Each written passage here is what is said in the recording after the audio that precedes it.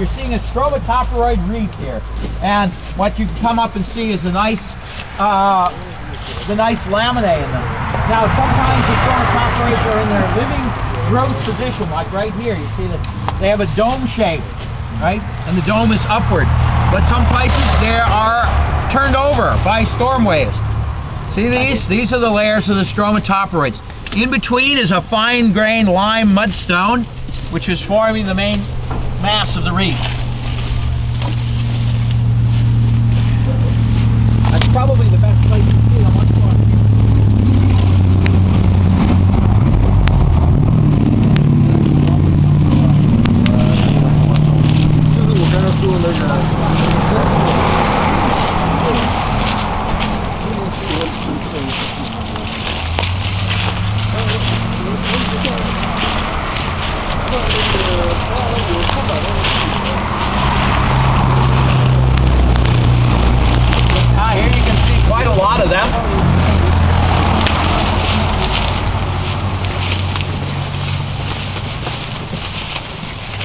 And in places they're all tumbled around. I think some of this is debris that was shed down off from the actual floor of this reef structure.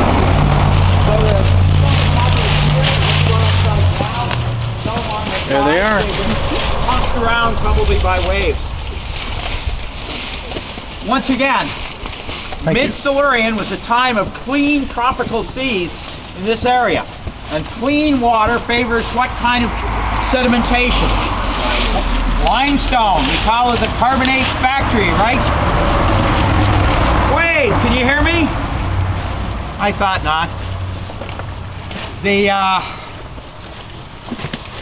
The Silurian, the mid-Silurian was a time of great carbonate banks that spread all the way over eastern North America.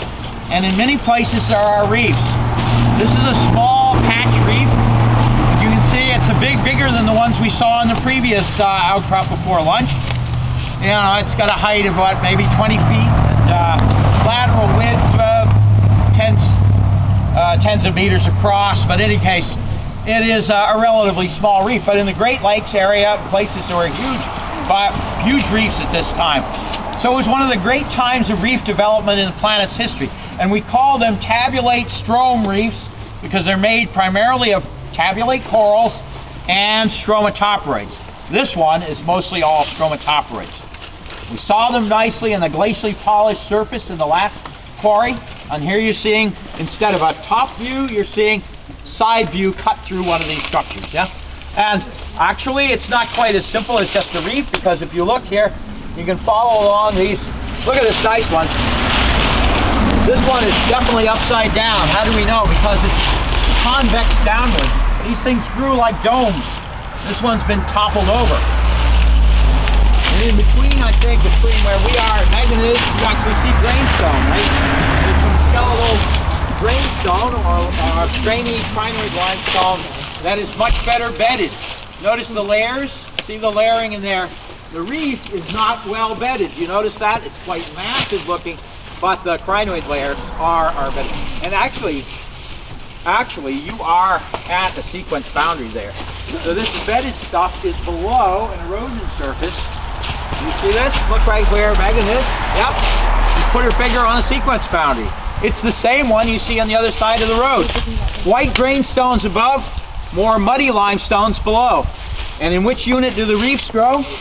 They grow in the upper one. If you follow this, here's the contact, comes along here, and then it dives downward, right about here.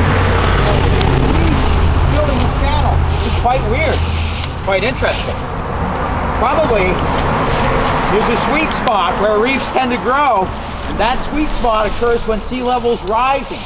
So in the modern world, we're probably actually favoring reef growth because the water's coming up. But what do we also know? The water really is clean during transgressions, right? Because the mud is all held, right, Wade?